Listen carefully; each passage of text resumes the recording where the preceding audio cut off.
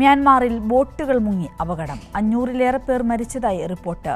റോഹിംഗ്യൻ അഭയാർത്ഥികളാണ് ബോട്ടിലുണ്ടായിരുന്നത്. June അവസാനത്തോടെ മ്യാൻമറിലെ Rakhine സംസ്ഥാനത്ത് നിന്ന് പുറപ്പെട്ട ബോട്ടുകളാണ് അപകടത്തിൽപ്പെട്ടത്.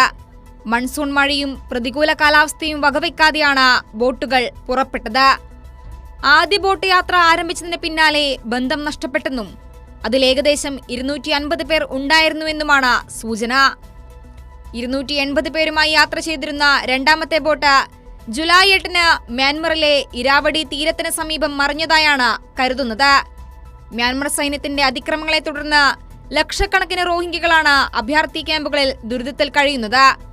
ക്യാമ്പുകളിലെ പട്ടിണിയും ദുരിതവും കാരണം കടൽമാർഗം മറ്റു രാജ്യങ്ങളിലേക്ക് രക്ഷപ്പെടാനുള്ള ശ്രമത്തിൽ ആയിരക്കണക്കിന് ആളുകളാണ് ഇതിനോടകം സമുദ്രപാതയിൽ മരണപ്പെട്ടിട്ടുള്ളത്.